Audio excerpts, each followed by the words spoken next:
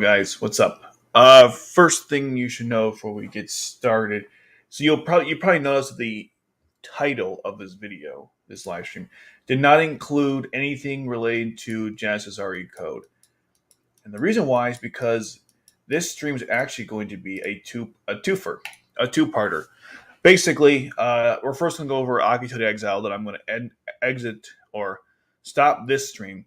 Then I'm going to start a stream right after this to play Janissary Code. But we're not going to play for too long because in the Stage 26 stream, I asked if you guys wanted me to play Super Robo Wars 30, and there was a proficient yes, like a definitive like, yes, please play that game. So after the stream is over, I'm going to do some summonings for Janissary Code, and then go right into Super Robo Wars in the next stream. The other reason why I'm doing this too is I have a theory that the reason why my streams suck towards the last 10 minutes is because it passed 2 hours, and I guess after 2 hours, my stream just doesn't work well anymore. I don't know. It's just a theory. We're going to test it by taking the two streams that two topics I normally do in one stream and combine them into two separate ones, or separate them into two separate ones. Don't worry, I know what I'm doing. So that's what I'm going to try for this one. Hopefully, you guys enjoy that. So there's that. Other than that, let's get into it. I'm very excited about Akito the Exiled. It's one of my favorite extra stuff in the Code Geass universe. It's good. This OVA isn't watched by many or discussed, and that's a damn shame because there's so much good stuff here. I mean, we're finally diving into the EU, an area which even in the original anime there wasn't a whole lot to go with that because the only EU experience you get in the original series when Zaku is there in turn 3 or 4, and that's kind of it, as opposed to the Chinese Federation where you get 3 episodes devoted to it. You don't really get that too much for the EU, even in the new films, which comes after Akito, so maybe it's irrelevant bringing it up. But even then, there is more footage, but still, you don't learn about the political structure, what was happening there for the Japanese people. Really none of that stuff. So I'm glad Akito exists because it gives us a little glimpse into the EU, or what was going to the EU during this time. This story, by the way, in case you guys don't know, takes place between R1 and R2. There is one part where you have Lelouch and Suzaku appearing. Some say that this kind of contradicts aspects of the lore, which we'll get into, don't worry. And while I do love Akito the Exile, I won't deny the fact there are some problems with it. But overall, the story is fantastic, as you guys are going to see. So let's without further ado, let's get into the very first OVA. Oh, and because this is a long OVA, it's I believe 54 minutes or something. So we'll have to maybe break up the reading the comments into 2 sections, because if I go through this whole thing, it might take hour and a half. So, and then there's gonna be a million comments to read. So maybe I'll stop maybe halfway through the episode to talk about it. Anywho, let's start. So the beginning of Akito the Exile, this one, it does kind of the same as R1, which I think is a good thing, right? It goes through exactly what happened at the beginning of the series, a new perspective of it. You see Britannia being conquered, Britannia conquering Japan in a similar fashion. You see the horrible CGI for the glass skulls, which, man, Akito has so many controversial elements to it, but those glass skulls, or really any nightmare frames in the series, look terrible. And it's kind of, it boggles my mind because there are scenes in this story where they actually don't have CGI for the nightmare frames, and they look great. So why not just do it for the entire series? I won't deny the fact that some fighting scenes are enhanced significantly because of it, but man, there's just certain stuff where it's just this is hard to watch or even look at. Yeesh. And there we go. We see Area 11. I believe Ayano does the narration if you're watching this dub. And then unlike the original series, you don't get a fancy intro or anything like that. You just get the globe spinning, and then you see the cool logo. And they play around with the logo appearing for each OVA. It reminds me of Hellsing Ultimate, but much lesser, because Ultimate was very creative in how it showed the Hellsing title with blood.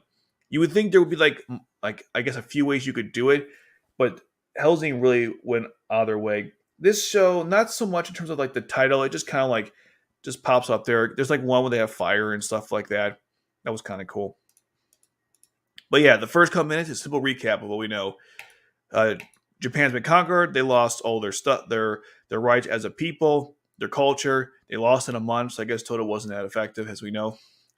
And there you go. Now, one thing I like about Akito the Exile, which you're going to see a lot, is the backgrounds are gorgeous. Like this is Castle Weiss and Wolf, and it's just all these random backgrounds. It's really pretty. If you're ever like just interested in watching the show, you might end up just pausing to look at it and appreciate the amount of effort that went into all these backgrounds. It means nothing in the context of the story, although there are some. I shouldn't say that. There are certain scenes you'll find where the background kind of shows you things about the world. So it kind of does. In this case, not so much, but there are some scenes I should say that do show you something cool based on the background. So we meet our character, the main character, which is Layla Macau. She's actually a what I write. I think she's a lieutenant originally for the W0 unit. Although ironically, she's the one who came up with it, so that's kind of cool. There's her cat Eliza. She's doing a documentation about essentially what's happening. They're trying to evacuate some forces that are near St. Petersburg, and she's using a battalion of forces that are mostly composed of 11s. One of the things about this story is that apparently, and I'm a little confused on this. I guess I must have missed this when I did my initial video on it. Although I did say in my defense that there is so much more discussed than what I did. But apparently, the EU doesn't want to use their own forces in battle, so they use Japanese people instead. But they still have an army, though. So I was a little confused why they couldn't. And this happens later on in the story, but why they couldn't give the W0 unit more resources to accomplish their tasks. Because apparently, politicians didn't want their own people to die. That'd make them look bad. But their own forces need whatever. It was kind of weird. Anyhow, she's talking about this whole operation to use 11s to essentially help the main force retreat because they're trying to take back St. Petersburg. She even admits, like, I like how the first time you hear her talk about her opinions on the political situation, she is pissed off that they're using Japanese people, and she even says, like, I'm complicit in this. Which again, it is showing to Layla, just like Yuffie has this kindness towards others, and it comes up later on several times in the story. So I like that part here. Again, more scenery because why not? We see this blimp, and it has like these cameras, which basically let them identify all of the pilots. Now, what's kind of interesting about Akito the Exile, as you guys are gonna, I'm sure you've seen or haven't, they add a lot of Nightmare Frame lore. Like, for example, here they can inject different things into Nightmare Frame pilots, like stimulants and stuff, to get them going. As he was saying here, this is Joe Wise, by the way. He's one of the scientists, part of the W0 unit. So there's like that element to it. You see that, again, the Nightmare Frame action is going to be the most controversial part of the story because sometimes it looks great. Like, if you watch it in one fluid motion, it looks great. But if you pause it, like here, you can't even tell what the hell you're looking at. That's an Alexander and that's a Sutherland. But you got to, like, it's not entirely obvious what you're looking at.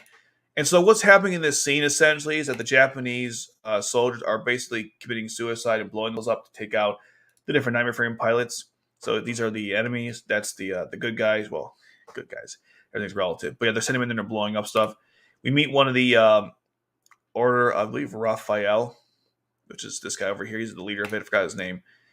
Yeah, but see, they're losing their force. They don't know what to do. See, constantly stealth strucks, kills a bunch of Nightmare Frame pilots. That's been their main strategy. And they're basically not doing so well. So Layla tells this guy here to, like, let's pull out. Let's not do this anymore. And also how we should be severizing Japanese forces because it depletes our own. And he's saying, like, well, who cares about that? Because, I mean, they're used to this stuff. Kamikaze and other areas of their culture. Suicide is common. Layla's like, yeah, that's not a good idea. But what happens if, like, we fail? It goes back to, like, the main force, and they'll get in trouble. And he's like, are you serious? And then he basically gets so mad at her that he points a gun in her face and tells her, like, this is your plan.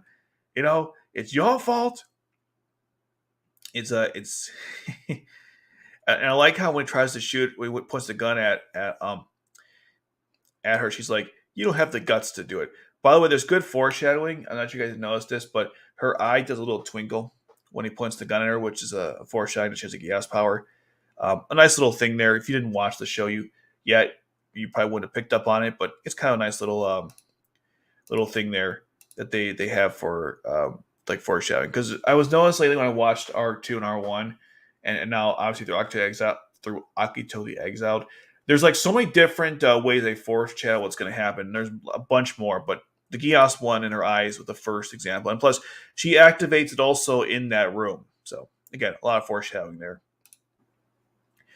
And then she disarms him in a great way, and he's like, "Get this bitch off me," which was really funny. And they're like, the guy comes in, "Is that Akito?" It's quite impressive. They gave her Akito, and the story is called Akito. I just absolutely love that.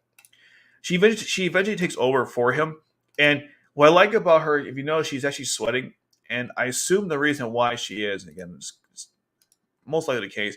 Even though she put up a really strong face here against him, I think she was kind of deep down nervous what he was going to do. So she tackled. So when she becomes in charge of the unit now, she's actually like, the pressure's off, and the I guess the anxiety is kind of passed a little bit. So she's like letting it go. I kind of like that because Lelouch did similar stuff like that in the story. He would act really tough and serious, but deep down he was actually quite nervous. Like in turn 4, before the hostage rescue, he was sweating as he put on the helmet. Before he rescued Suzaku in stage 4, same thing. He was very nervous before he put on the helmet. So even Layla has like the same type of I guess you could say, like she has a good poker face. I mean, this guy literally pointed a gun at her and she's like, "You can't even you wouldn't even do it." And she tackles him. It's good stuff. Again, a really good character, and I like how she uses like both the forces arguments against them for why we shouldn't be sacrificing Japanese troops, when they're like, "Well, why not? They're just 11s," and she's like, "Are you serious? They're Japanese." Again, she's a really great character. Also, a lot of people complained, and I'm not sure why it's the case, but some people complain that they can't understand what people say in this story because of thick accents. Everyone has like French accents, especially Layla. Hers is very thick. Personally, no issues. There's only one scene where I got it wrong in my review of the anime, which, to be fair, they should have did a couple ADRs in that one to redub it because it was confusing what she was saying, which we'll get to later. But other than that, Layla is very easy to understand the story, and I like the French accent. It adds a lot of believability to this because this is a story that takes place in the European Union, and there should be accents. Why wouldn't there be? If everyone sounds the same, it's kind of be kind of weird. So absolutely love her character in that scene. She takes over for the unit. She pulls everyone back, and they're like, only one person's left. And she's like, only one person, and of course it's Akito. Now I don't remember if I believe when you first see Akito, I don't have the image of here, but during the conflict, you see him just kind of appear. His eye turns red because he has the Gias effect. It kind of baits you in thinking he has a Gias power, which is not actually what happened. But yeah, so Akito, the last one surviving, they got rid of all the suicide bomber equipment, so he can not have to worry about that. And he essentially takes out all the different pilots. It's pretty cool stuff. Very very visual. He blows out like one guy. I don't know if it was this guy, but one, yeah, this guy here. Look at this. I have like the before and after. You see his face, and that's like the Alexander getting in there. He literally, oh my god, it was brutal. He in really fast action, he just dived right into Nightmare Frame, and he killed him and blew the whole thing up. It was very vicious. I mean, Akito like obliterates these people. I didn't mention in my what was it? My best, the record for the pilots, but I think I could count these victories because these look like some serious opponents because they're using, I think these are Gloucesters, uh, Gloucester something. They have like the night version of the Gloucesters. The Ashley's, what are they called? The Strike Force. They use the same one too. So I believe that these would technically count as wins. I'll have to go back through that list. So eventually they're like, this is not going well. No, it is not. So they had to eventually pull out. And then you just see Akito again just destroying their main Nightmare Frame units. And then, of course, they call him the Ghost of Hannibal, which is I believe the reason why is because of Hannibal attacking the Romans. I believe it's what Shin Hyuga said to Manfredi in the end of the episode. But anyways, Akito is just again wiping the floor. See how like again, if you pause it, it just looks really awkward. But if you watch it in one single flow, the action is just too. It's really good stuff. He beats the remaining forces, and then his Nightmare Frame does this crazy like screech, which I've never seen a Nightmare Frame do in the series up to this point, where like they scream within the Nightmare Frame. I'm trying to remember if that's ever happened. Um, I'm pretty sure they don't. Like these Nightmare Frames are actually kind of animalistic, which makes sense because they turn into animals. You know, beast mode, insect mode, whatever we want to call it. This and the Versa Cantorex. That's something interesting too about the Iron Frames. They added like a bunch of animal aspects to these two new ones because they transform into sort of like a beast. And again, there's Akito, that's 6 Mile, and they eventually recover all of them. So the mission was successful. They were able to help the troops retreat, which was the important part. And they had to pull out too, and they were confused how they lost. You know, but it is what it is. I mean, it sucks to them. It sucks to be them. Here's a G1 base. It's kind of retreating. It looks kind of cool in CGI. I'm not like I'm the biggest fan of CGI there. It looks kind of cool. Then we see the forces are again they're retreating. They're happy to go home. They say it's like a vacation though, which kind of confusing. Why is it like a vacation? I don't know. That part kind of boggled my mind a little bit. But they were saying like, oh, we're going back to base. It was like a vacation anyways, which again kind of confuses me because I know that the Nightmare Frames. I mean, they use the 11s as I guess shields, but they don't have. Do they have that many 11s that they can compensate for protecting their own soldiers? Again, I'm a little lost on. Like in theory, it makes sense, right? If they have too many EU losses, then it looks bad on them. Okay, fine. So use Japanese people instead. But is that sustainable? What's the long term plan? I don't know. I mean, even Smile has said like he said that like they're going to eventually all be conquered by Britannia if they keep this up. So I guess he realizes this is not a sustainable system, which we get into later. There's Akito. He goes up to this guy, and this is the weird thing. He asks him like where you're from, and he shows him his ID. And he's like, "Oh, an 11." I'm thinking, I mean, again, like I understand that, and this is not like a racist statement, but it might come across that way. Obviously, all Asian people don't look alike. So my question is, did this guy think he was Chinese or something? Because Akito, as far as I know, he's not a half breed Japanese, unless he is. I don't think he's a Japanese, a half breed. So, like Colin, I kind of get why you may or may not know, but like, isn't Akito like full Japanese? Like, is he visually not? Like, again, it's not like a big deal in the scene. But I was thinking, like, okay. I mean, other people recognized him as Japanese, so why didn't he? Who else knows? He didn't say like, oh, some Asian guy. He just like picked this thing and said, oh, 11. I'm like, okay. Anyways, regardless of if this guy is racist or not, or I'm racist or not, which I don't think is true. I know it's not true. I'm just like, this scene's kind of weird. Anyhow, they let Akito ride in the back of the truck. He's an 11. By the way, this picture of the Alexander is really cool. So there is that. Let's close this out here. Um, Okay, that was weird. So again, picture's pretty cool there. So he's running the back. I love this image here. This is really cool. Good job on the drawing or the poses here because Alexander's like sitting in there in a really like beautiful way with the covering, and Akito is also covered up as you see here. So I really like how they had both of them. They're both kind of damaged from the recent battle, so it's cool. It adds more to this element. The Nightmare Frames again, they're not living things like let's say Evangelions, but in this particular universe or this particular OVA, they have a stronger connection to the pilots because of the whole mental connection. That's where the brain read happens in the next episode. So I like how they're kind of playing on that a little bit. That the Night Friends have even a stronger connection to the pilots than in let's say the original series, where the only thing I remember that having a connection was your sync rate, which was a concept that Kogias didn't really explore too much on compared to say something like Evangelion. So the troops are retreating. Leia talks to Gene Smiles and he says, by the way, actually before I mention what he says here, this building, I don't know if it's just me, but if you guys watch Yu-Gi-Oh! The 5th season of the original series, it was the Orichalcos. think it was the fourth season actually. This villain looks like Paradias. I'll get a picture later before I read the comments. But yeah, that's kind of cool. Anyhow, so she gets promoted to head of the W0 unit, which makes sense because she founded it. And she explains to Smiles, and I discussed this before, that if you want us to do this action, to improve, we need more troops. And he said, well, we can't give any more troops because they don't want to suffer any losses. And she's like, well, then how are we supposed to win this war?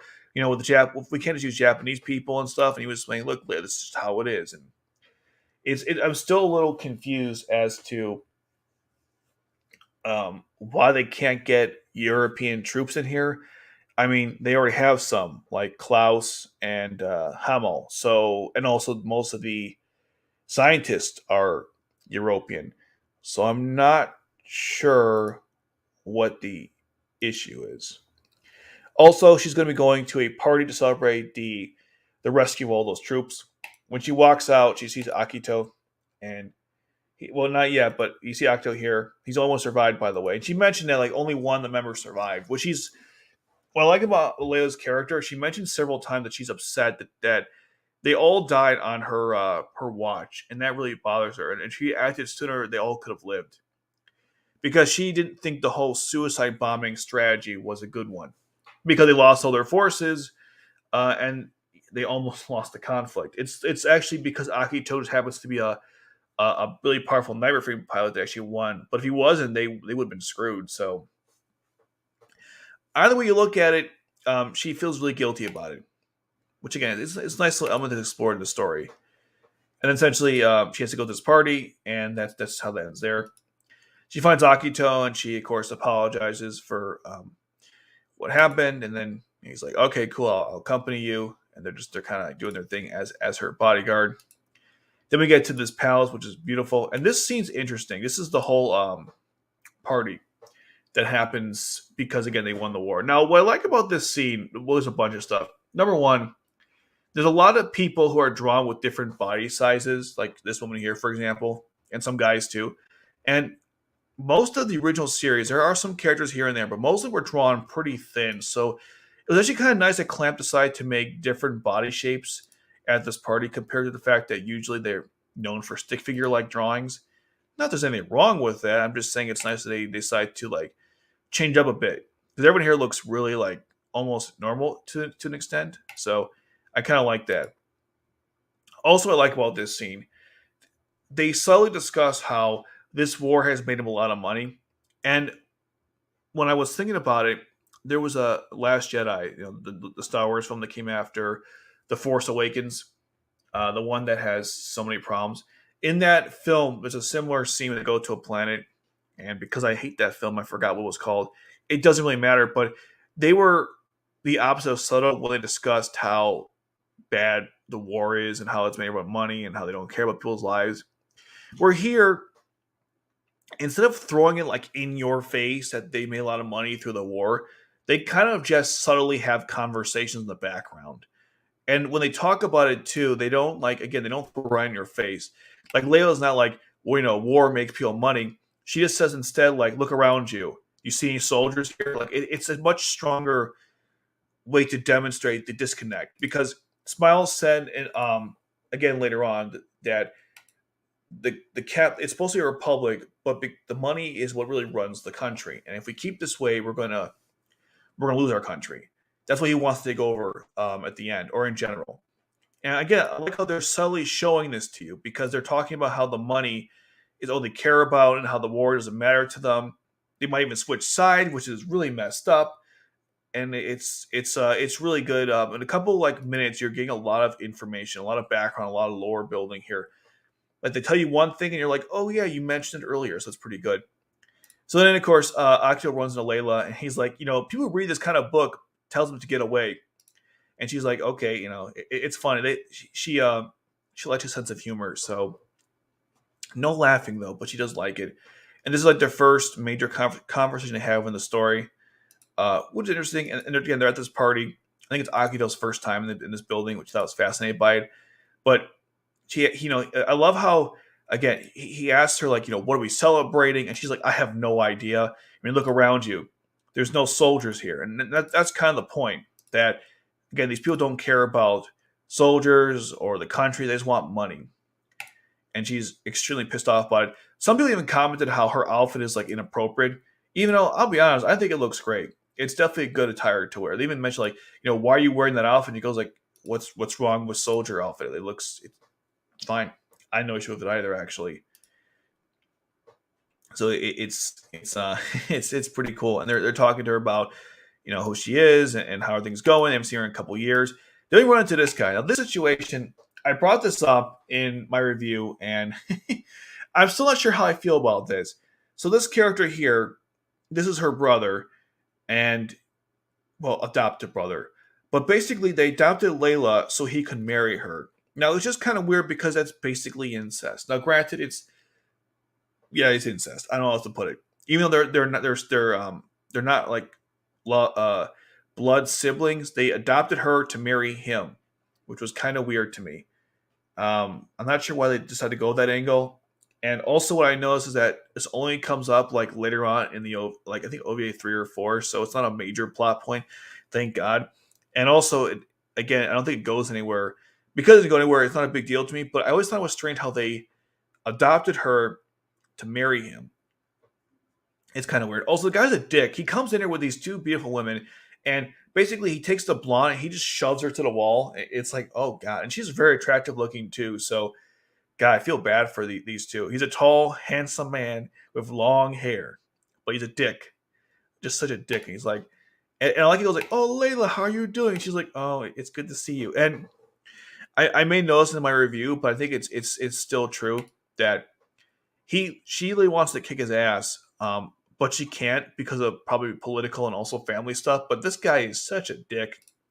He's like, "Ooh, are you Akito?" The 11. She goes like, he's my bodyguard, and she's like really pissed off that she insulted him because again, Layla has established already in the show that she doesn't like the treatment of the 11s.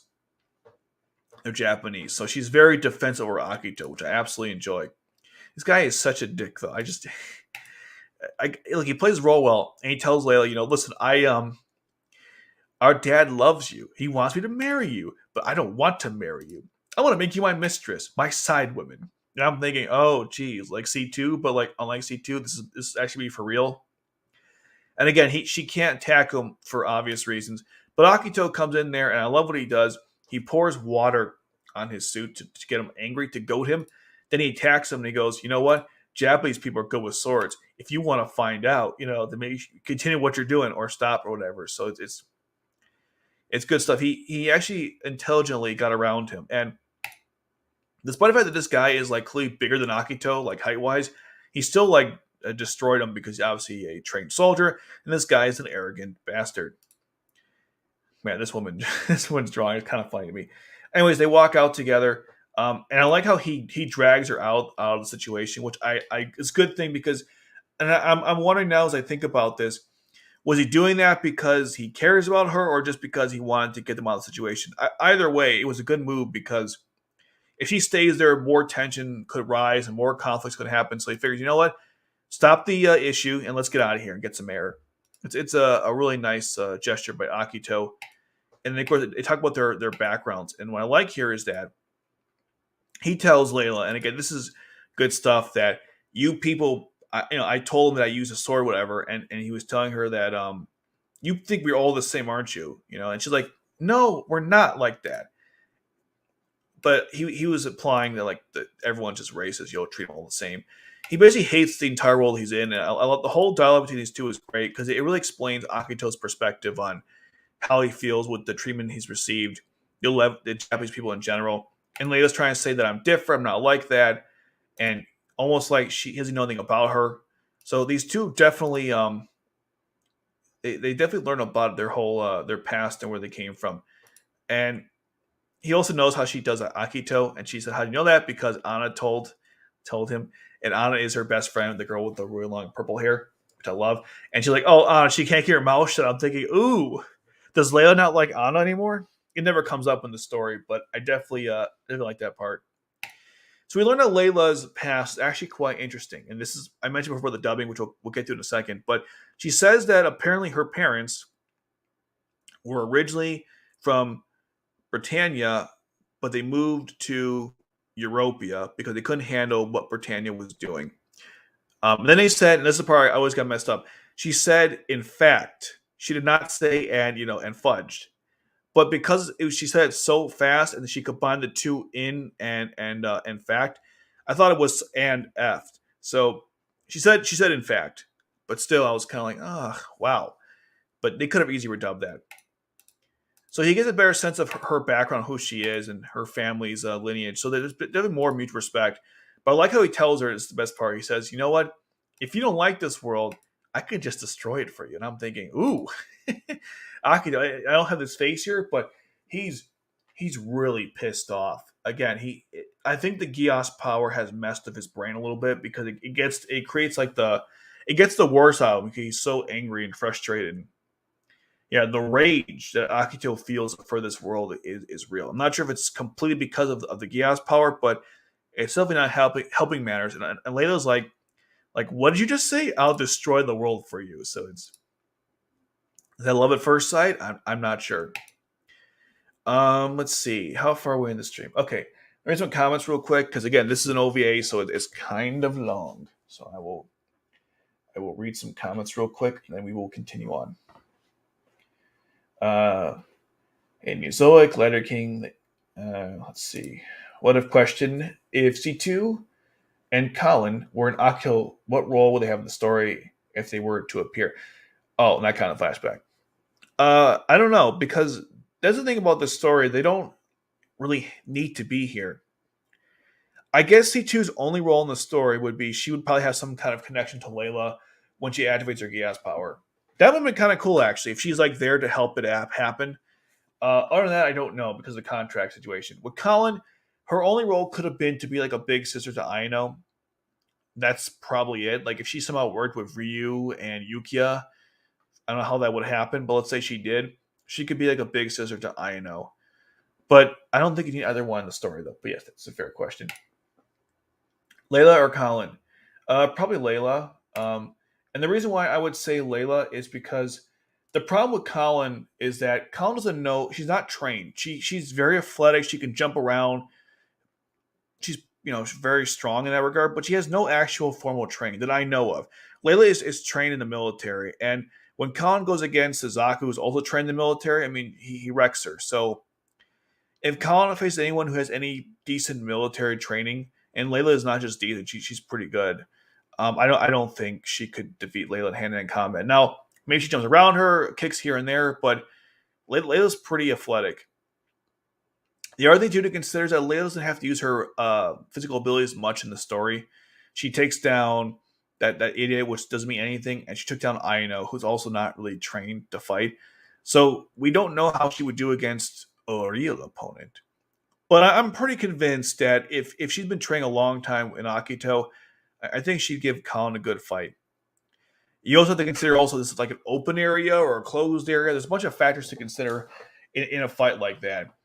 But assuming Layla's been doing this a long time, I would still give her the edge, unless somehow Colin like flips behind her. I don't know. I'm going with a Layla in that, but I could definitely see going either way.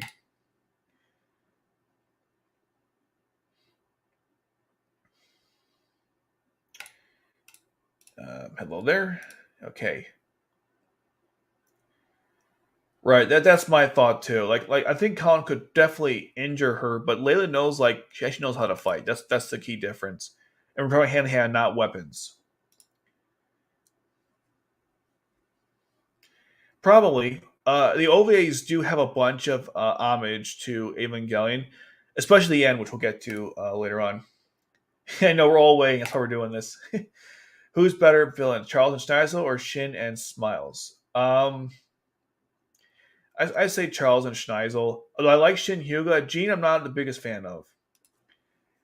What if Ryu's group doesn't capture Gene Smiles? How would the outcome affect the story? Well, here's the thing. I'm not sure why they were capturing him to begin with. Was it like for nightmare frames? Like they were still kind of they wanted a place of their own, so they were going to capture him for weapons and resources so they could like keep living on their own. They never explained why they went after Smiles specifically and what the outcome was. I'm not sure. Personally, I guess the EU didn't care either because his team was kind of small considering who he is, but I don't know. If they captured him, I think Akito said they would have been wiped out. That's probably would have been the outcome.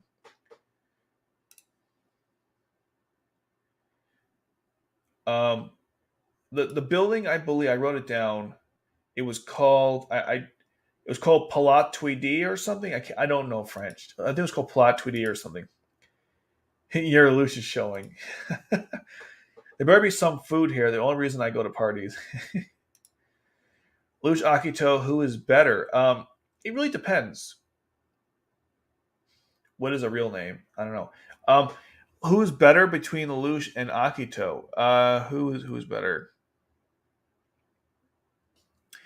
They're really different. I mean, Akito tends to be more to himself. He's a lot quieter. He's not really a showman, but he's a physically imposing individual. He's a talented nightmare frame. Lelouch is a showman, can be physically imposing, terrible nightmare frame pilot. So they're very opposites of the extreme, which I think is good. Say who's better is relative. I mean, if they're the same person, that'd be kind of boring. So I don't really care either way.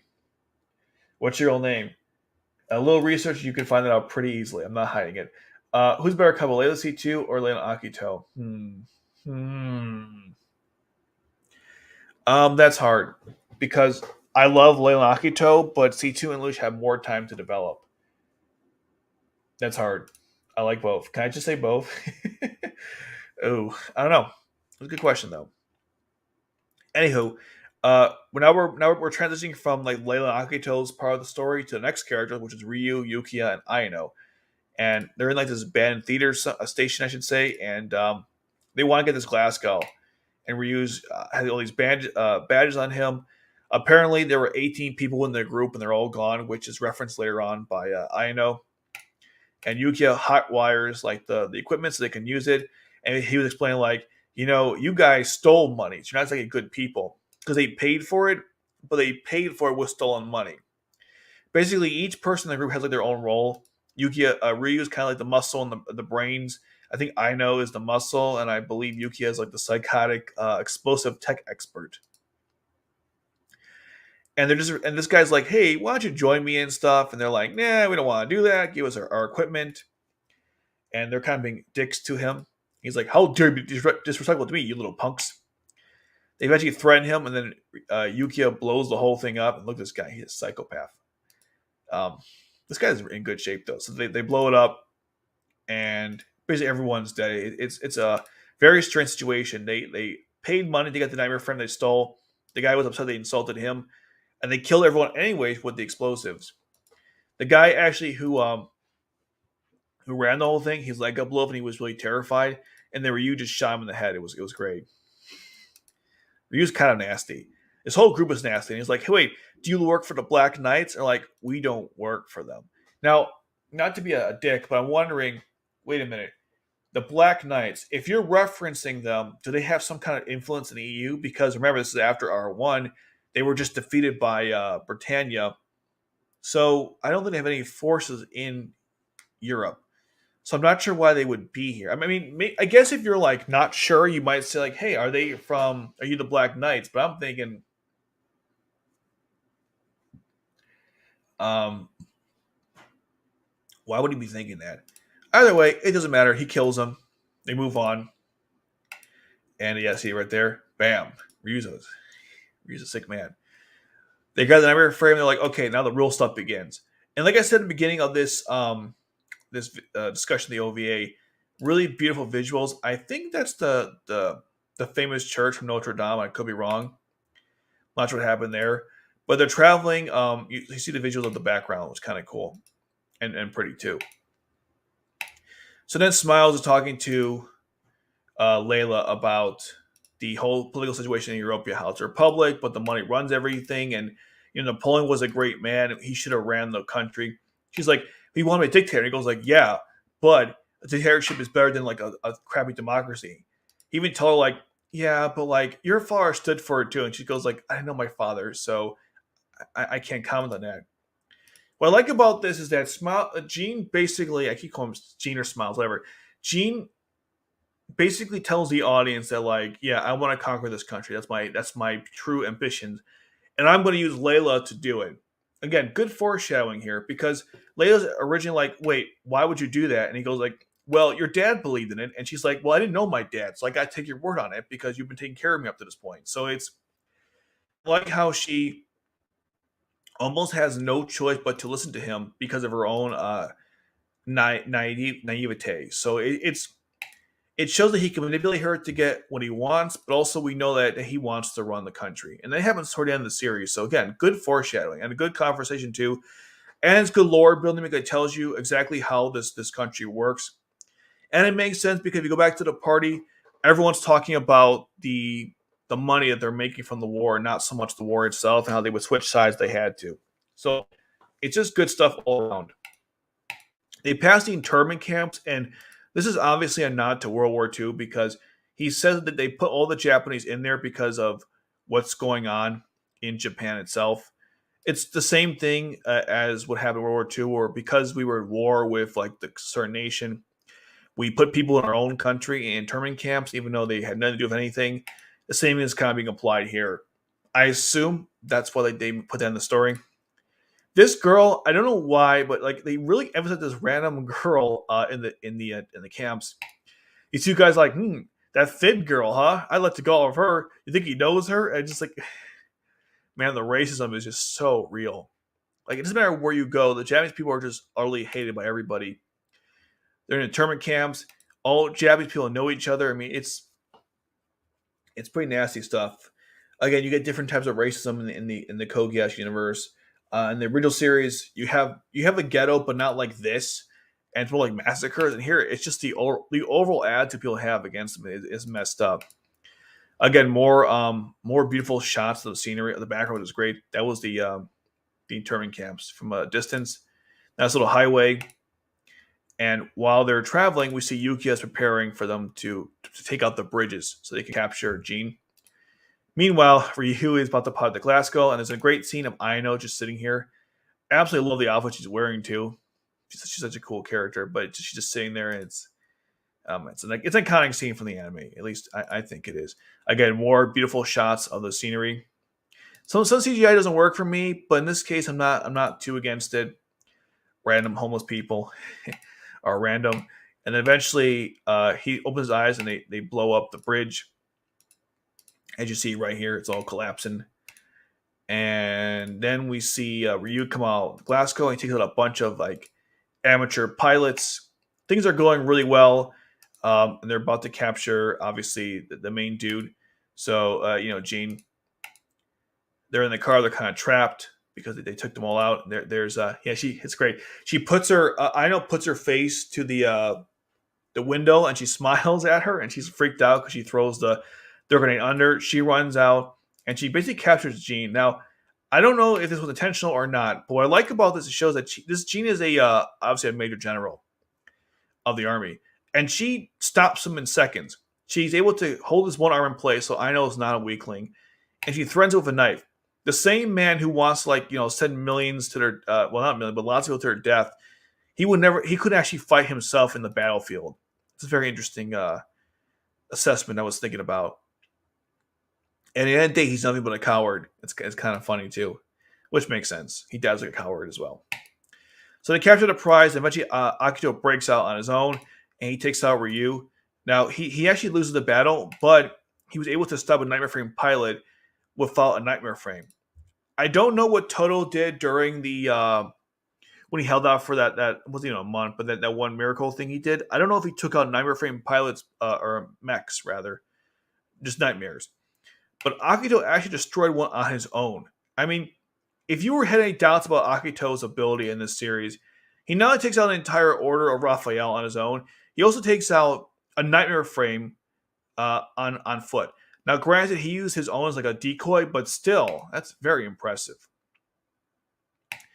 Then Aino tries to threaten Jean, and then Leah easily puts her down. It's not even close. And then he points a gun at Ryu. Ryu's like, okay, all right, we're coming clean. And then she says, like, we have Aino also captured, joined our group. He's like, why should we? And of course, she also wanted to know what's interesting, why they did this in the first place. Now, I don't remember if they brought up in the second OVA, but these guys just killed a bunch of people. So I do wonder if that came up. I'm trying to remember if that was relevant in them letting them join their group to begin with, because they're not just criminals in the fact they tried to, kidnap someone. They literally killed a bunch of people. Like everyone on the bridge. Like if I was to go back a couple scenes here, there were several trucks, cars going down this road, and they're all gone except for I think the last two. So they killed a bunch of people here. So just something to keep in mind. But Leia wanted to know anyways what their aim was, and they wanted to find their own place. They were going to steal the nightmare frames to essentially like keep it out. And I was like, "You're all going to die if you like hold out like this." They don't care. He was trying to explain that to them. They're like, "Oh, I see." And then Yukiya's like, "Oh, this is great." He said, "I'm going to kill all of us." And he's like, "By the way, your friends are dead." He's like, "Do you think I would stop because of that?" And he goes like, "Pretty much." he he owned Yukiya there. It was a good scene. But she tells him to join the team. I'll give you a place where you'll belong. And again, she's kind of sweating because she's nervous about the whole situation, but she still keeps a really good poker face. And eventually, they decide to do it. Yeah, in that face he makes. They decide to do it because they have basically no other choice. And Layla is desperate for troops because they won't fund her they won't give her any reinforcements for some reason. But she deep down, she just wants to take care of them and protect them. And Layla's being honest there. They don't know her, obviously, because they just met. But she is being honest there. She wants to protect them. So it's she wants to give them a home and a place where they can where they belong. That's what they really want in the day. They want to find their own path and the family and all that stuff. So I definitely like how we learn about.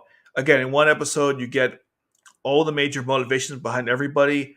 You understand why the conflicts that are going on. I will admit, though, as I said in my review, and I think it still applies here, the overarching conflict is not entirely explained in this first OVA, whereas Kogias R1 Stage 1 tells you in a nutshell who's fighting who and why. Here it's like, okay, Britannia took over Japan.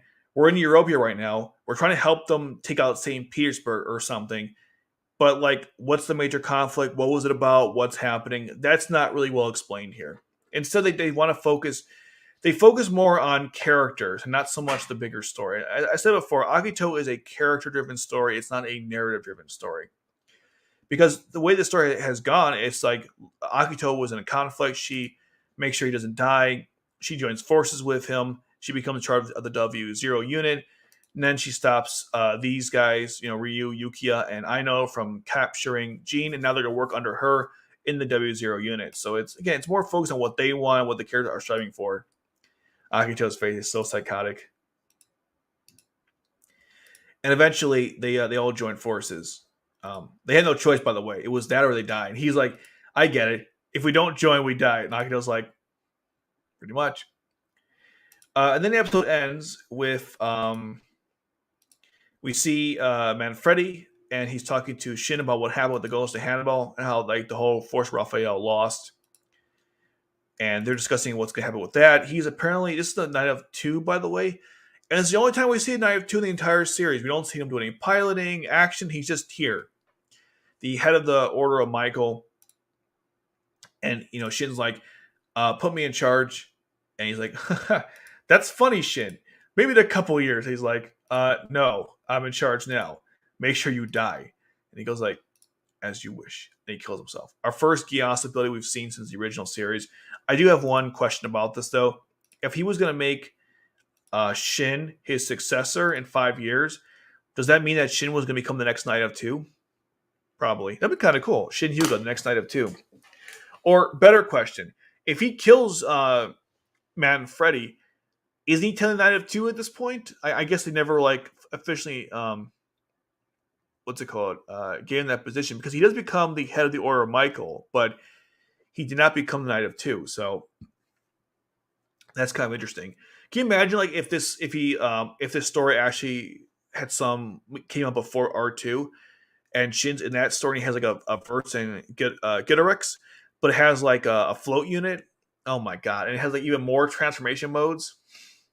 That would have been so cool. But anyways, he makes Manfred kills himself, and that's end of that.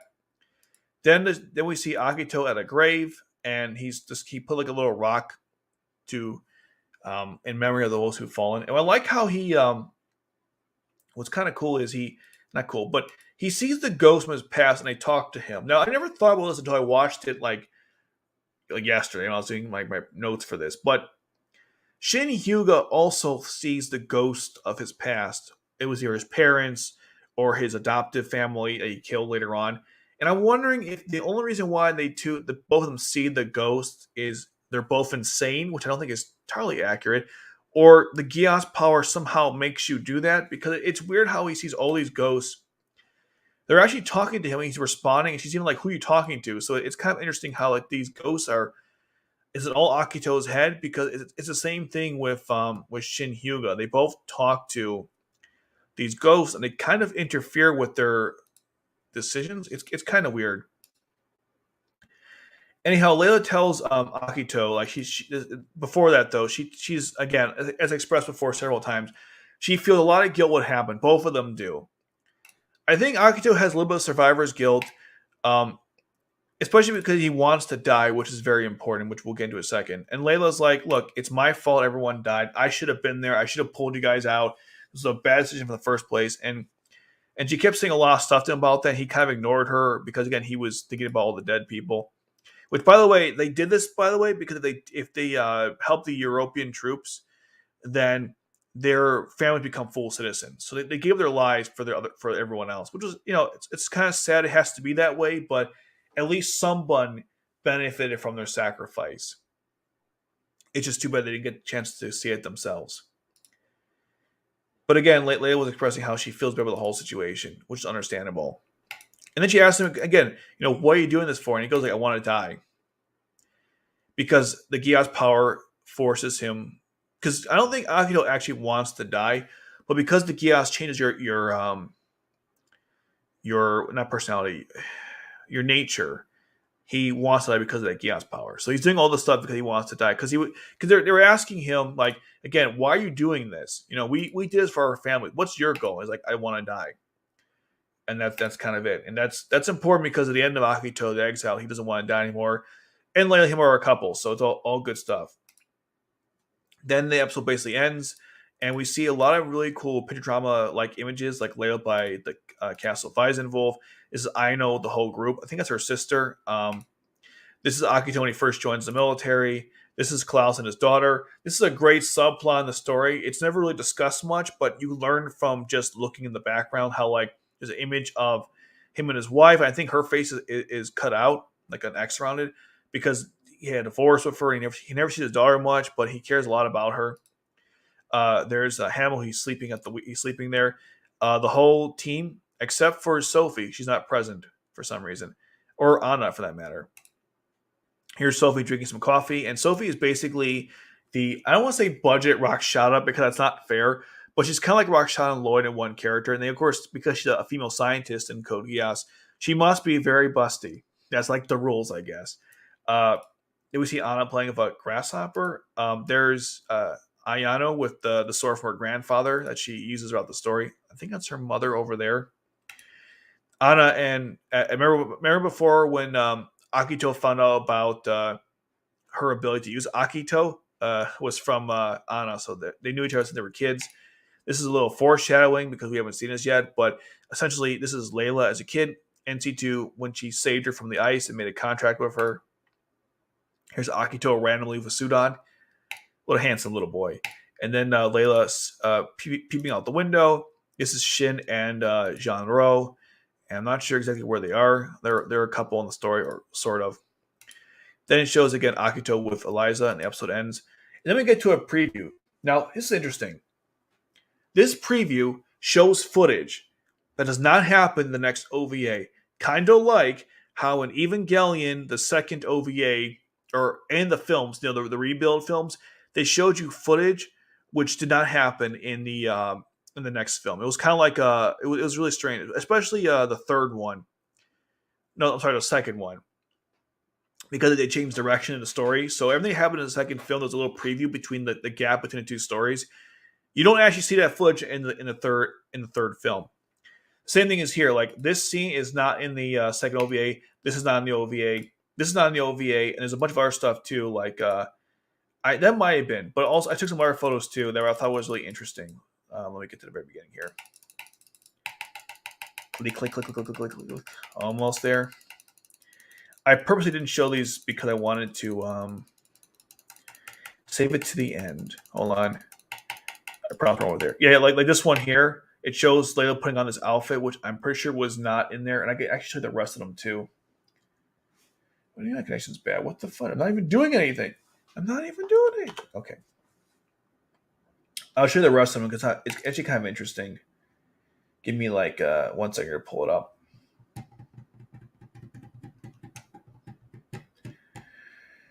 My computer was not cooperating. Awesome. Hopefully the sound won't appear. And it is. Okay, I'm going to close this out. So let me just pull this up here. So I'm going to speed ahead here. So watch this preview real quick. So you see the Nightmare frames. Like even the way it shows the visual, it's just like Evangelion. That's I'll go back here. This is Aino putting on her outfit. They kind of hint that she's into her fan service, but what I do find interesting is this is also a really kind of a pervy this observation. She's not that busty in this image, but they make her like 3 times larger than the next one. I don't know why they did that. She looked fine here. There's Yukio with the patented gunshot, with the finger. Leia puts on the outfit again. It's not in the actual OVA itself. The next one, and then she puts on that little angle there. That never happened, as far as I'm concerned. I don't remember him putting a gun at him. Maybe it happened. I just don't remember that. That definitely does not happen in the next OVA. And this is, by the way, used in Genocide Code as one of the code links. So, and that's how the episode ends. Before I read some more comments, let me make sure I didn't miss anything because I took a lot of freaking notes. The music in this show, by the way, is really good. Just to mention that in general. Mm-hmm.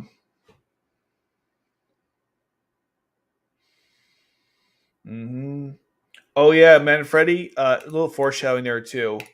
Sorry about this. Come on, let's go. Yeah, here. He said we're practically brothers, and then you see Akito as a kid. Again, flashback in that's actually his Akito's sibling, but you see him as a kid, so you don't initially put the two and two together. But the show basically foreshadows that Shin Hyuga is Akito's brother. I like that part of the story. Again, they also referenced in this conversation that the EU is only loyal to themselves, which is something that Gene also mentioned. And again, the story keeps emphasizing that the fact that the EU is going to eat itself out, essentially. So that was pretty cool. Let's see. Continuing on here. I'm just looking else we got. I think that's all the ones I mentioned. Anything else I missed?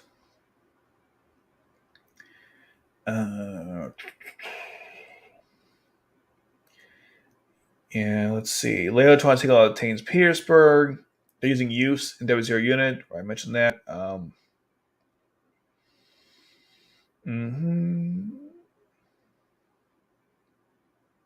think that's everything. Yeah, Leo's got really beautiful eyes. Did you know that? She's got really nice eyes. They're really pretty.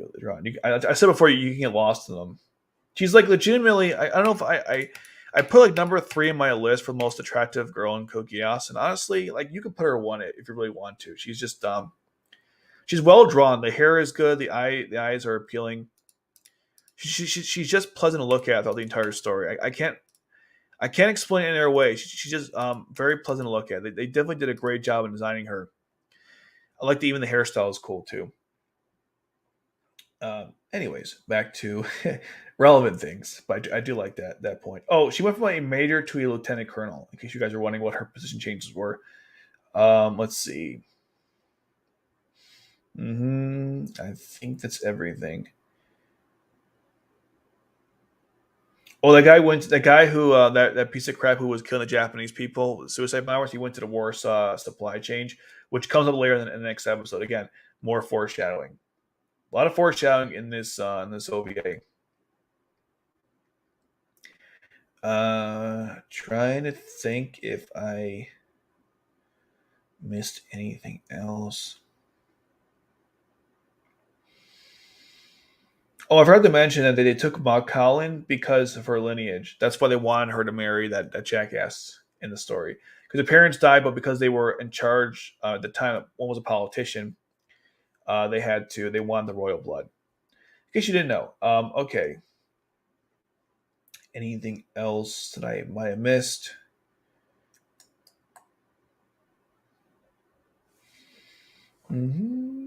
I think that's. I think that's all. Okay. Let's read some comments.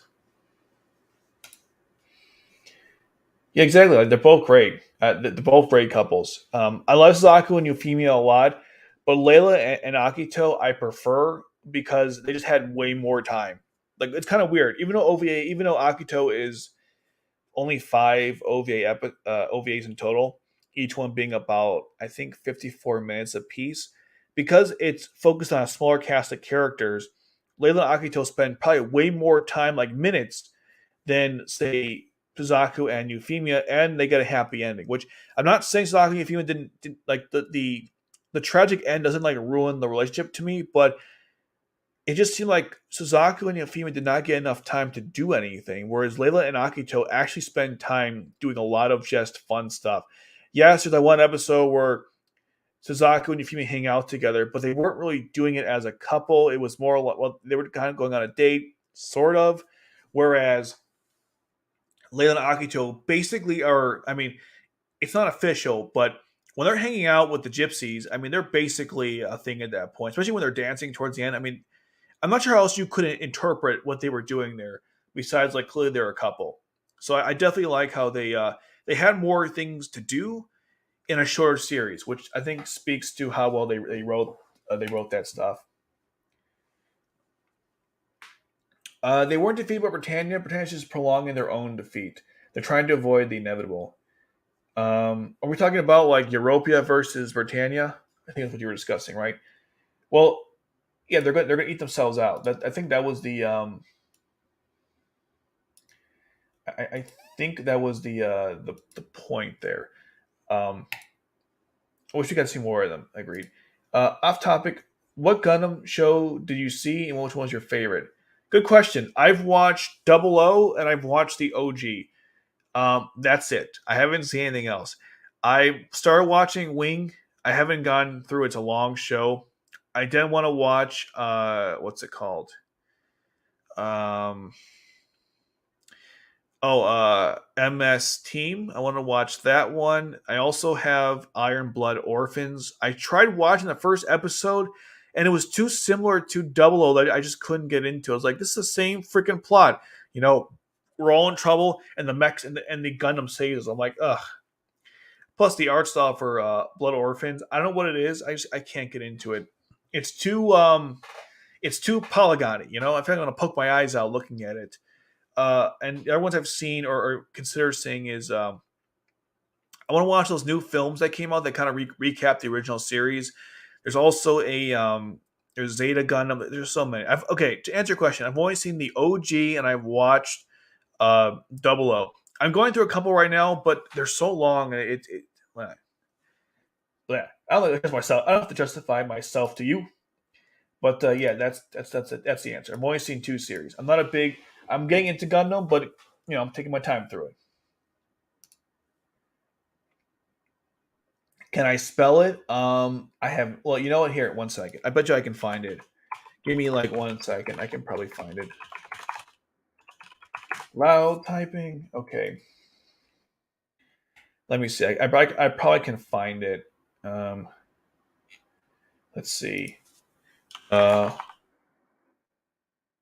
Wyvern arrives. So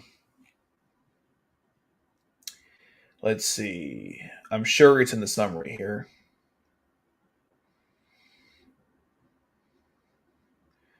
Okay. All right, hold on.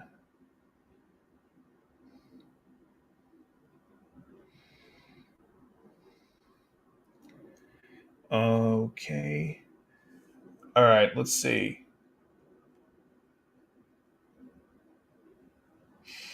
Hmm. I'm looking at. They don't even say what it was called. What the heck? Um.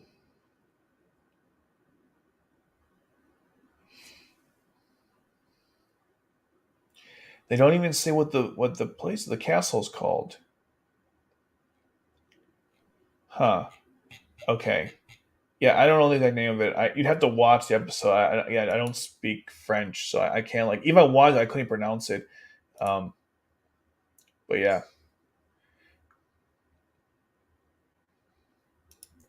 Okay. What if W0 Universe versus four holy swords without Toto? Oh, W0 unit then. Here's a better question. No Akito, no Toto. Who wins, right? Because then you have Ryu, Yuki, and Aino versus Nagisa, Asahina, and let's be fair. No Senba and Oribe. So Oribe, Asahina, and Nagisa versus Ryu, Aino, and Yukiya. And I assume this is the Gekkas only, not what's it called? Akatsuki's. That would not be fair. And against the custom Alexanders, I think the W0 unit wins because the custom Alexanders are pretty powerful. That being said, if it's the base ones, maybe the four holy swords. Now, if you put all of them into the mix, I still think the W0 unit wins, especially if you have the brain raid. If the brain raid is in effect, they definitely win. No brain raid, it might be close. Let's see. Shin versus Toto in a sword fight. Definitely Toto. He's got way more experience. I mean, Toto is one of the best sword fighters in the entire series. Definitely Toto. Yeah, exactly. That's my thought too. They're much faster. If you thought about why Suzaku ruins like ability, oh sucks. Oh, but Arco, no mecha anime you may love or hate. Wait, if you thought that why Suzaku ruins like ability sucks, oh boy, Arco known as mecha anime you either love or hate. They claim that they said the Luce discovered new mech known as a Gias trigger mode. What really? Hold on, I want to look this up. CBR. I got to do a new what's he saying? CBR mecha you either hate or love. Let's see. Let's see.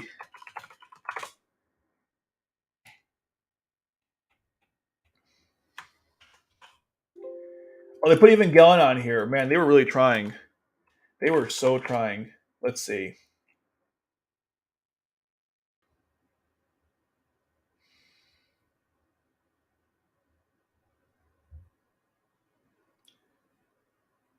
Oh my god, you were not kidding. Look at this crap. Hold on, let me read this. Okay, the very best anime are the ones that force the audience to reckon with their values and what they thought they knew about the show's characters. Code Geass is an excellent look into the slippery slope of heroism and how quickly heroism and how quickly someone's motivates. Oh my god, they came right. Can become clouded by power. Code Geass creates a tumultuous conflict between Britannia and Japan, where mysterious mecha known as Geass. Oh my god, what? You freak! Wow! Oh my god! It's not even triggered anymore. It's like, really? How are these people still in business? This is like, oh my god. Even Galley, wow, you put that one. What else on here, anyways? Big O, second season. That's why I haven't seen Mobile. John the Franks. Yeah, it's the second half. I've never seen Zoids. Escaflowne. Oh, you can piss off. Escaflowne is a great show. Blue Gender. Sorry, I screamed my voice like with some octaves there. Blue Gender is amazing anime. If you have not seen Blue Gender, you know what you're missing. It's secondary to its violent sci-fi horror. And what's okay? Sorry to go on a tangent here, but just a one point about this. What is wrong if the mechas are a side point to the main part of the story? Who cares? The mechas are simply there because they're tools to fight the blue. That's all they are. Who cares? They're not so like what? That's not even an argument. Fudge this guy. Fudge this article.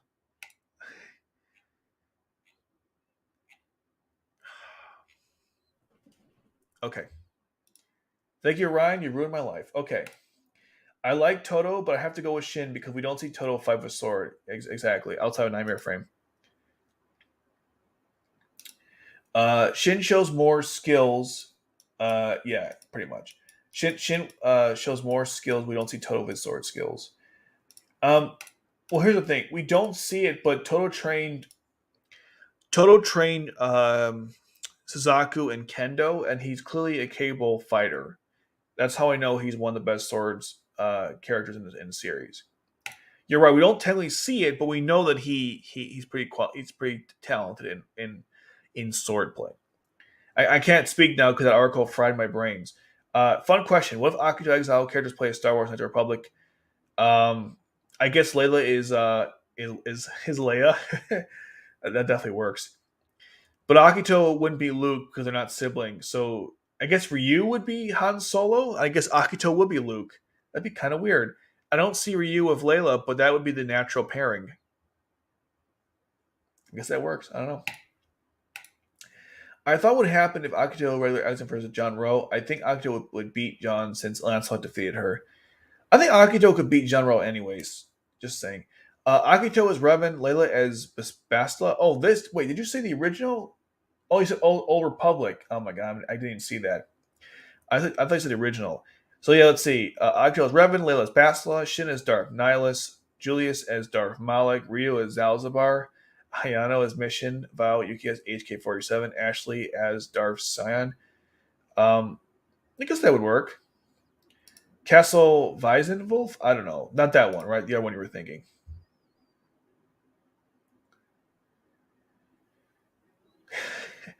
Yeah, it was. The series wasn't well received. It just wasn't. That's why it wasn't well received. Jin as a Vasmar and well, you just keep going. Candace or Ordo. I don't think Klaus would be Candace Ordo though. He's like a badass Mandalorian. Oh right, okay, right. Um, well yeah, but I have to discuss all the manga first. There's like a billion chapters, so yeah. Well, 86 is almost a ripoff of Akito the Exile, from what I understand. I watched the first episode. I wasn't too big on 86, but I heard it gets better. Still, it covers a lot of beats that Kogias does with races and mecha, but does a step further from it. Really? Okay, maybe I'll check it out. I know I wasn't really. I watched the first episode. I wasn't feeling it, but maybe it's good. I don't know. If you want to the OG series, it is pretty good. Yeah, I know. They is pretty good. There's also like a bunch of stuff with Char and like counterattack and a bunch of other things. So that's very true. Okay, what I'm gonna do now is I'll be right back. I'll do some summonings. Then I'm gonna end the stream, and I'm gonna start the next one for Super Robo Wars. So I will be right back. 1 second. Let me put my banner up. Okay, and I'll be right back.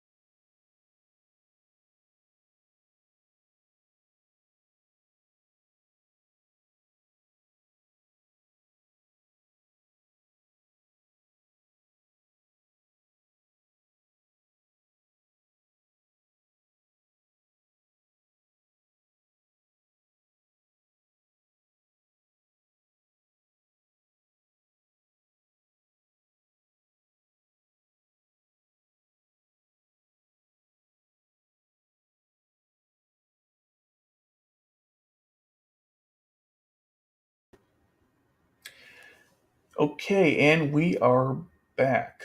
Let's see. Honestly, the smaller cast of Akito the Exiled because you can spend more time with the characters and get to know them. One of the problems with the original series is that they kept adding too many characters, and at some point, people get pushed to the wayside. I mean, uh, look at the Knights of the Round. They were like an afterthought. You don't want to make them an afterthought. Those are Knights of the Round. So yeah, from that point of view, yeah, I definitely would have preferred to. I would prefer to have the Knights of the Round or less characters. That would have worked a lot better. Um, that's just me though. Oh, S round. Nice. I got S rank again. Nice. Cool. Sorry about that. Okay. I think someone got SS rank in my group. Let's see.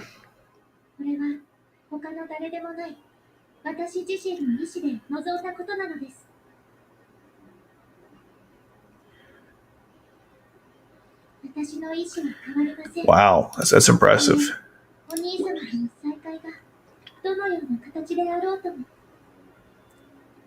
Yeah, more sigils and 1,000 dite. I will take it. One of the reasons I ask you about Gundam is because SRW 30 practically spoils the entire century and timeline. Oh, it does? Oh, I don't care. I mean, who cares? I'll probably forget anyways. And so what? To me, I'll still go back and enjoy it. I don't think that matters. Thank you for the warning, though. I do appreciate that, but I don't care. I buy this sexy Valletta mothership. Okay. I'm a sad, strange little man. Okay, let's do some summonings. Before I do, though, I'm just kidding. Let's summon. I'm not worried about it. If it spoils stuff, it spoils stuff. I mean,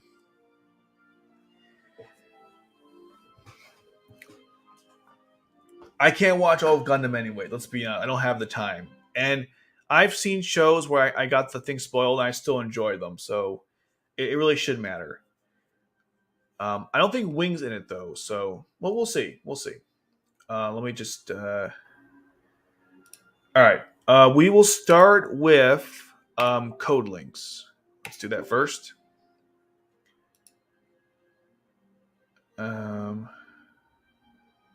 What does that do? Oh, son of a gun. 1 second. 1 second. Yes. No. Just start. Wait. I gotta make sure I don't want to get my level 2. So this is very important. Okay. Let me go back to the. All right. Let me just try what it says here.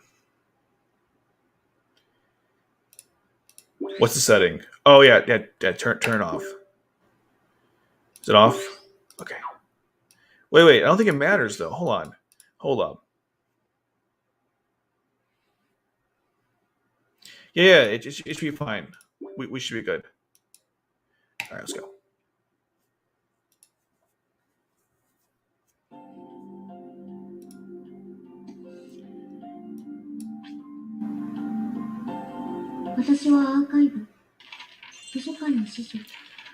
Level 4? Oh, a bunch of 3s.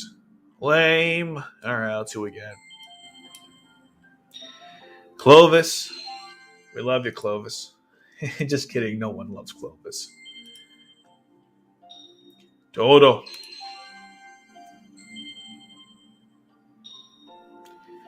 Revol. Tianzi and Shinkei. That's alright. That'll do. Tianzi again. Sayako.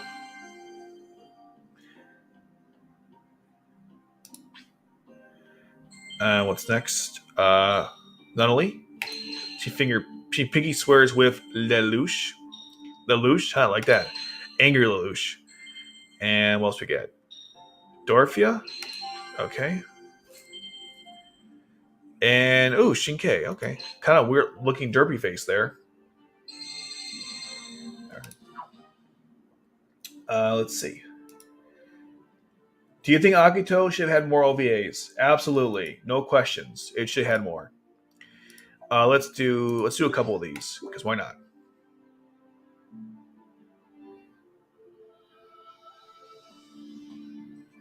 Okay, C2. Yes. Sorry, that was kind of loud. Oh, this looks good. I think we're gonna get something good in this one.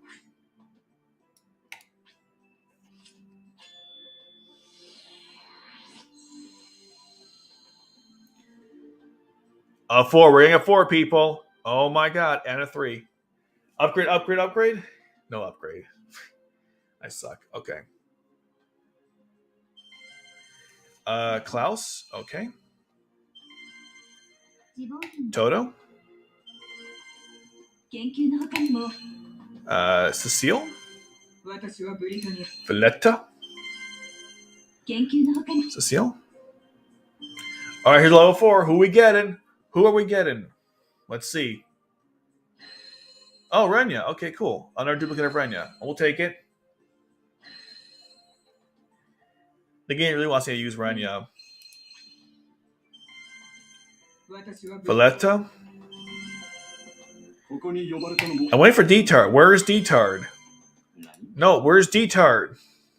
All right, level 3, sure. Ooh, Kikisa. Absolutely, I'll take Kikisa. She's really good in this game. And all right, we'll do one more.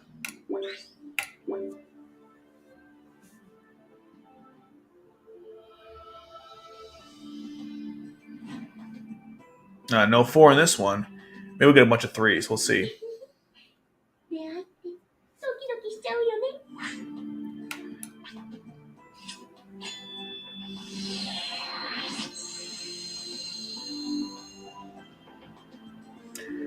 Oh my god, all blue. If this is all upgrade, I'm really pissed off. Oh my god. Wow. That's bad. Alright, we got Ogi. Guilford. Come on, where's D-Tard? I mean, Food was great, but where's D-Tard? Toto. Psycho. There we go, D-Tard. We got him.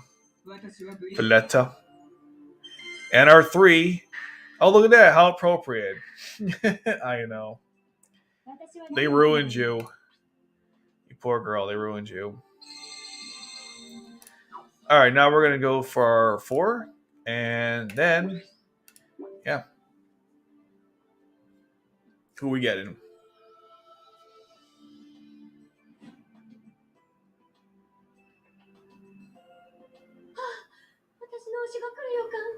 I hope we get someone new, you know? Even if it's just Orpheus. Just a new character would be nice.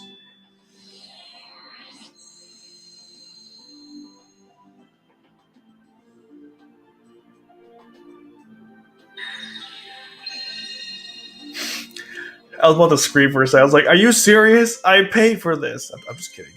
All right, who we getting? Duplicate. All right. He's a good character, though. So no hate here. But still, like, I would have preferred to get a new character. But he's pretty powerful, though. So I'm not too pissed. Only mildly, though. Damn it. All right, let me get my rewards. Give me a second here.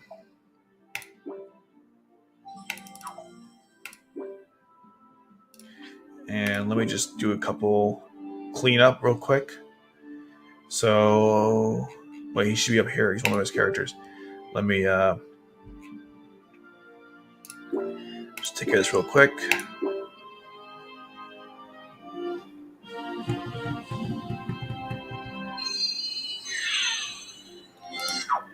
I know this is far ahead, but were there any Lloyd and Cecile during Akito, especially Lloyd, since he has to worry about his child?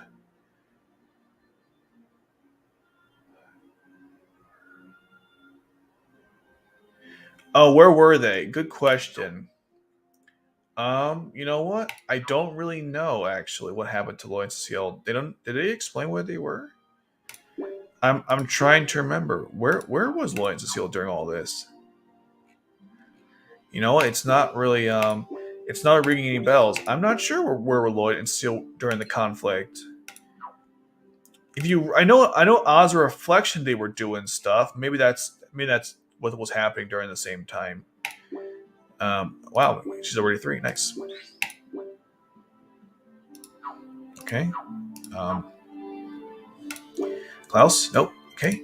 Futaba? I think I'm not even close. I think like 300. Yeah, we're not even close. Okay. Valletta? Nope, we're about 100 away. Detard. We're far away from that one too. Guilford? Far away. Did I miss anyone else that I got? Oh, Toto. Not even close. Okay. Yeah, I think that's that. Let me just for funsies.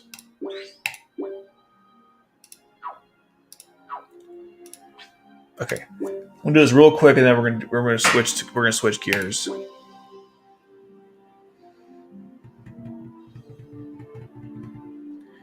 Okay. Oh my god, how's this guy not SS rank? Jesus, we're gonna lose that battle. I think we can win this one though. I can't even. The screen is like so. 1 second. I can't even see what this says, so I wouldn't freaking know. Whatever. We'll go for it. We'll see what happens. To answer your question, though, I believe that Lloyd and Cecile were helping out with the Glendon Knights. I think that's what they were doing at this time. Definitely Dalton's sons. I don't think Ashley's group's that powerful. No offense to Ashley and his group. They're not that strong. I don't think they are.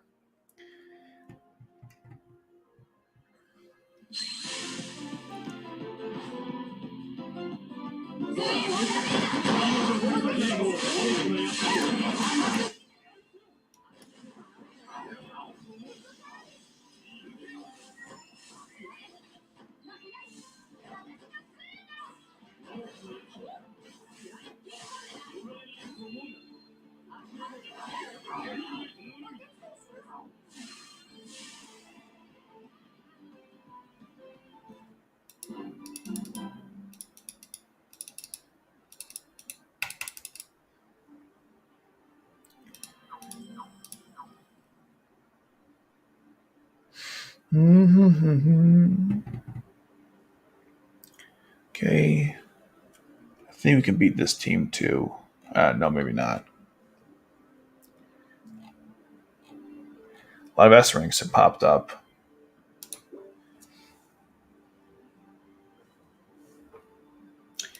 Okay, let's take care of this one.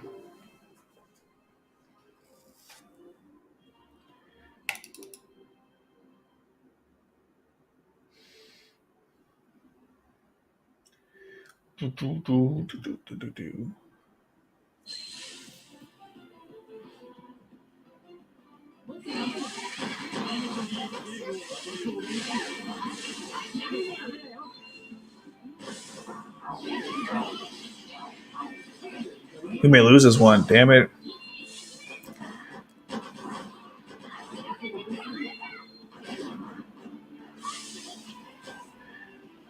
I said we may lose. We actually won. Okay. All right. One more battle of this, and then we can move on to the next thing. Just want to get this out of the way. And in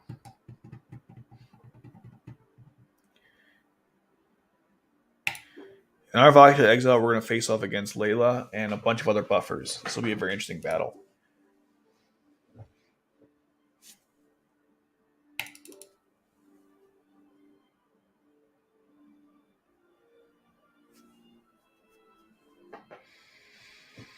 Come in.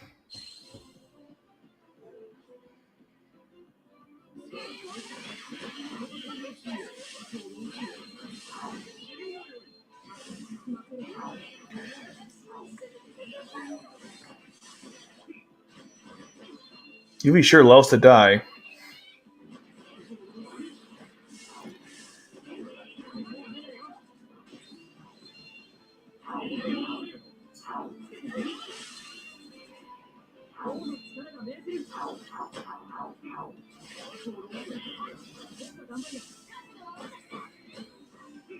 You're all alone, Zero. It's over for you. That's hard to say because aren't those both iconic series? So I don't know. I the original Gundam was actually a pretty good story. So that's a little hard for me to say. Which one did I prefer? The animation, obviously, the original series wasn't that great. Let's be honest. But okay. So then I took care of what I get my present box. Oh yeah.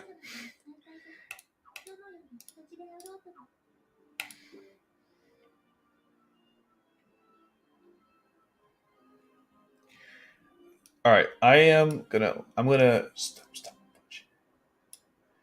Okay, I'm gonna end this stream real quick, and I'm gonna start the next one to do to play Super Robot Wars.